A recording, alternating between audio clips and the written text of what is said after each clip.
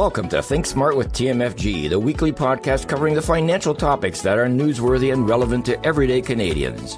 Hosted by Senior Financial Advisor Mike Connon of the McClellan Financial Group of CI Asante Wealth Management Limited, here is today's episode.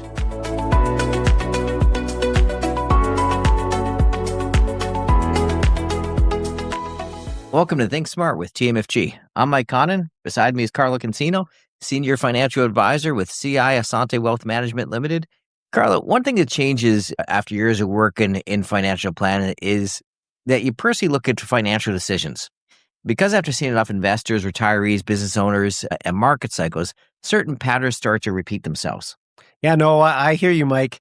Interestingly, a lot of the financial decisions that create problems long-term, they don't necessarily look at how reckless it is at first. Sometimes they actually sound smart, but over time, it slowly creates pressure, fragility, or financial stress that people don't fully notice while things are going well. So today we want to talk about some financial decisions we personally try to avoid based on experience as advisors. Kind of like what doctors talk about when they personally say what they wouldn't do after years of seeing outcomes firsthand. Right. And if you've ever been to a doctor, sometimes they do talk about this. They say, yes. Here's what the book says, but here's what actually happened. Yeah. Now, we'll start with the first one. A lot of people read a lot, and there's a lot of great information about there of all special ways to do things, special vehicles to do things in. And at first, when we started, we'd explore all these because the more complex and the more smart people that were involved, you thought that was the better decision to go. Right. And what we found over time is sometimes these complexities don't actually help things. Have you found that? Yeah, for sure. I think people want to obviously put themselves in the best position. And the common misconception is that if it is complex, it's better. Simple is too easy.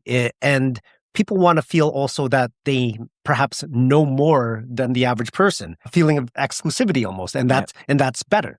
Yeah. And back in the early days, there was a lot of these oil and gas limited partnerships and things like that.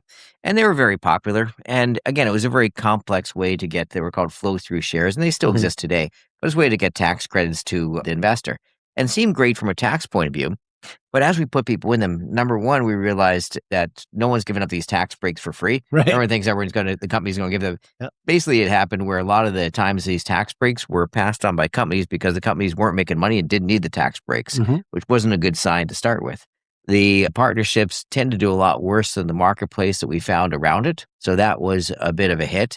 And beyond that, when we got to do tax returns, we'd be waiting for slips. Right. Later, after people would file the tax returns, they were doing readjustments to tax returns. People had to be reassessed. And we found the disturbance it caused in people's lives, and it wasn't even giving you much of a financial advantage. We found a similar thing we had at one time the venture capital funds in Canada. Yes. And again, they seemed like a great deal. They're a very complex structure. And when you read into it, you thought, well, they have a lot of complexities to it, and these guys must really know what they did or were doing. But later on, after years of watching them, we go, okay, we should avoid anything like that. When you see government involvement that's going to be controlled in certain pieces that seem to be more complex than a normal investment, you should stand back from them. The more complex it is and the harder it is to get into it, it will work well when it's working well. But when it doesn't, it could be more complicated to get out, especially with those labor-sponsored funds that you were talking about. Back in 2009, everybody was trying to liquidate and get out of those positions, but because they had performed so poorly.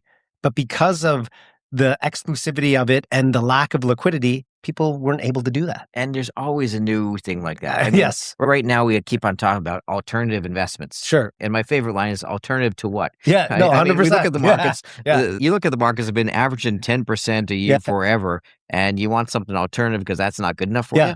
Like, think about what people are getting into. Again, it gets the very complex strategy to try to give you some advantage on the market, which we don't see really happening. So when did 10% stop being good enough, to be invested in the market? And again, a lot of the time when you see all these different products that are marketed out there, they're number one expensive and they're making money. The company that's issuing them are obviously making money. So it may not necessarily be a better product. It just is innovative and different. So people get excited by it. Whatever the market is, if it's 10%, if it's 8% or 6%, whatever alternatives that come up, are still using that same market. Right, exactly. The underlying thing is still that market. They're just throwing new bells and whistles on it to make it more attractive to people. So you have to be really careful when you see things like that. Sure. So that's on the investment side of things. Of course. If we move to structure side of things, we see another added layer of complexities where people can get to. And again, people read great books on what some very high net worth people do with their finances. And they create trusts, they create all different types of vehicles to put money in to get it through to the next generation, save taxes.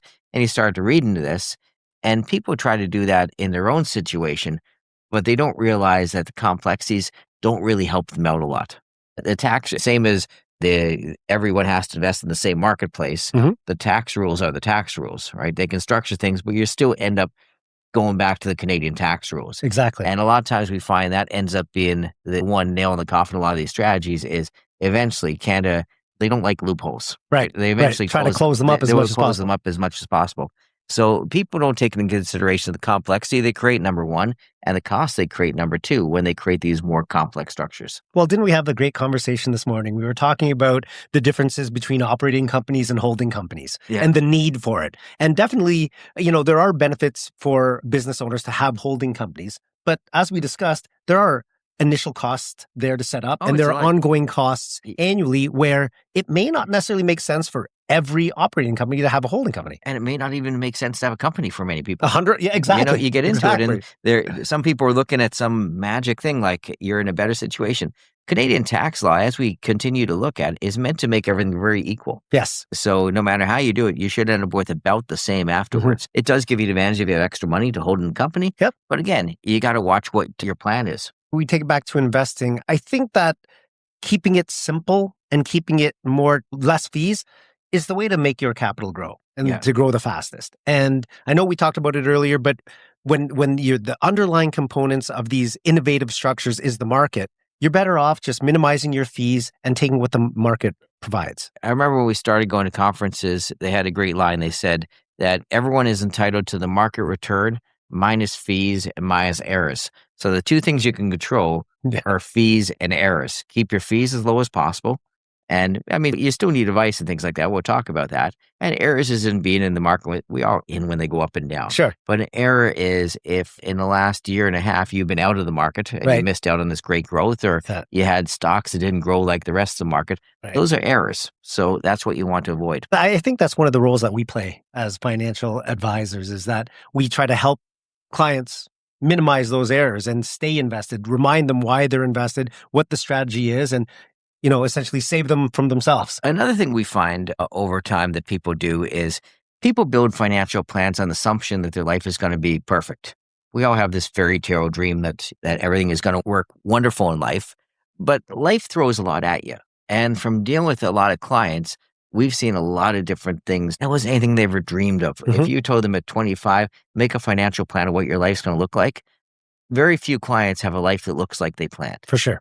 So what you need to do is you need to really, not only, a financial plan is the greatest thing ever, but it is not a static piece of literature. I think this is the best part about a financial advisor. You're meeting with someone to continually adapt your plan to what's going on in your life. Yeah, your lifestyle is dynamic. You may set up that base financial plan, earning X number of dollars a year, spending X number of dollars a year, being able to set aside a certain amount of money into your investments. And that's all well and good for the next 35, 40 years.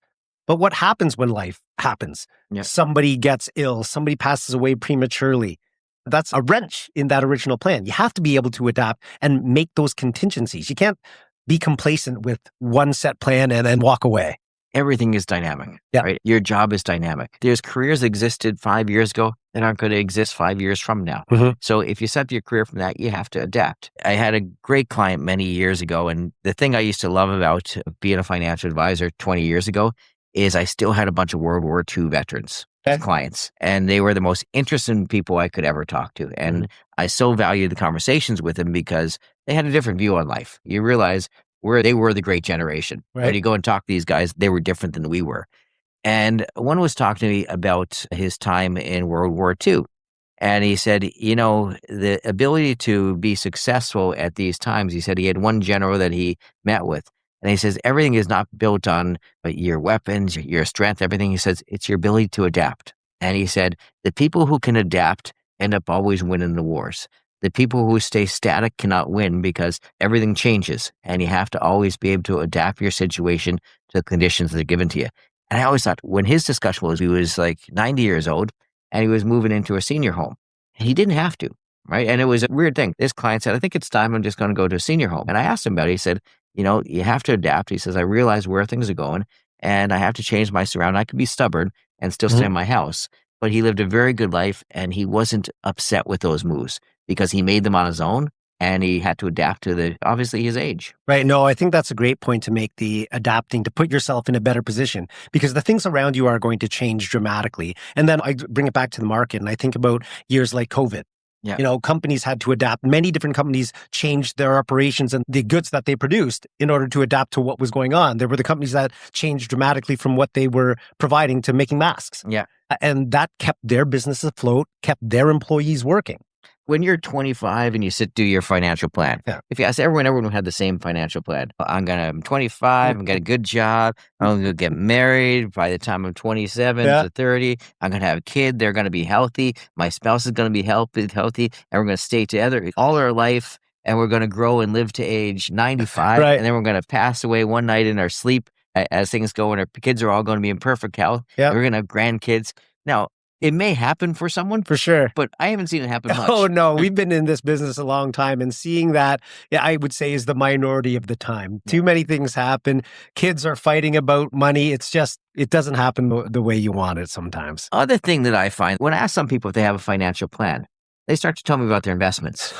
Some people get confused on investments and a financial plan. Yes. They're really two different things. They're really separate from each other. And if you have great investments, it helps. Sure. But it doesn't quite make a financial plan. Well, I look at the investments as a means to an end. Yeah.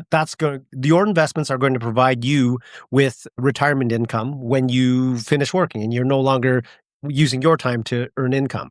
But depending on where the investments are held and what they're in, when you're pulling money from it, if you're spending all the income that comes out or spending more, you could lose all that. Well, that's the key. Like, I'll give you a choice. Would you rather be someone who got a 10% rate of return? Said you're doing great. You got 10%. Right. Unimaginable, right?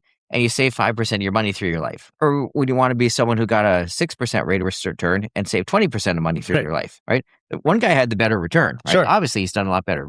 Better investor than the guy that got 6%. But who's going to retire better, right? So this is stuff that people don't realize. A lot of it is in planning all this stuff and making sure you're set to take care of all those bumps along the way. Other thing we find is, and we're finding this right now, everyone's risk tolerance seems to go up in strong markets, which is opposite to where it should be. Yeah. People have a side of confidence that markets are going up and they're going to continue to go up. Everyone thinks, there's so many people coming up, I want to add some more equity to the portfolio. Yeah. And every time we're sitting back going, I don't know if this is the right time. And you come back to the question, well, what's changed in your life? Exactly. And the answer is nothing. Right. Well, you're getting older, so that should mean you should be going the other way. But they go, well, I just feel more confident. So it's one thing we have to be very careful of. When the markets are going well, when you're feeling good, your portfolio value is growing at 5, 10, 15%, 15% at most recently, you feel like the market is never going to drop. Yeah. And that's when you should be a little less confident in the market, a little more conservative, because as we all know, the markets will temporarily drop here and there. Let's recap. Don't get too complex. Yes, exactly. The more complex is not necessarily better on investments and structures. Well, definitely have a plan. Yeah. Your investments are not your retirement plan. You should have a plan, have a focus, have a direction. Yeah. And continually update that plan. Right. Adapt. We talked about it earlier. Adapt. Adaptation. And again, keep an eye on your risk tolerance, and don't get overconfident when the market's doing well. And don't get scared when they do poorly, because you're going to deal with both of them. So the people who have a steady view on the markets and are not worried about investing into a down market do very well. The people who tend to change their investment philosophy compared to what the market conditions are, they always get hit. I think that's why experience changes the way people think about money over time. Eventually, people realize investing and saving their money, it isn't just about the returns. It's also about flexibility, the structure, as we talked about, risk, and whether your financial life can still work when things don't go your way. Let's be honest. Everyone plans for better days. Like when you say you're going to work out 5 times a week. I know I'm guilty of that. Yeah. And then suddenly a week later, you get a stomach ache and maybe you lose your momentum because you didn't plan for the bad days. I just assumed you'd always be healthy. So to those listening, If you're wondering how this applies to your own situation, whether your portfolio is actually aligned with your goals, your risk tolerance, or your long-term financial plan, feel free to reach out to us. We're happy to help you align your needs with your investment plan. And if you want to learn more about TMFG, check the show notes for details on how to connect with us. You can also reach us at 905-771-5200 or visit our website at tmfg.ca. We also have another episode on the 5 types of investors, which was episode 169. And you can find the link in the episode notes too. And if you've got questions, feel free to leave a comment. We can cover them in a future episode. Thank you very much, everyone. And thank you for listening and have a great day.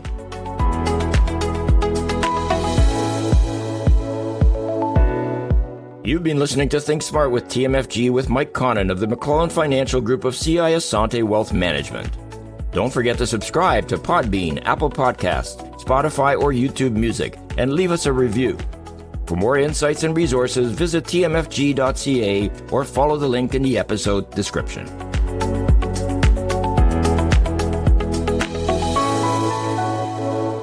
This program was prepared by Michael Connon, Senior Financial Advisor with CI Asante Wealth Management Limited. This is not an official program of CI Asante Wealth Management Limited, and the statements and opinions expressed during this podcast are not necessarily those of CI Asante Wealth Management Limited. CI Asante Wealth Management Limited is a member of the Canadian Investor Protection Fund and the Canadian Investment Regulatory Organization. This show is intended for general information only and may not apply to all listeners or investors. Please obtain professional financial advice by contacting us at 905-771-5200 or visit tmfg.ca to discuss your personal circumstances before acting on any information presented.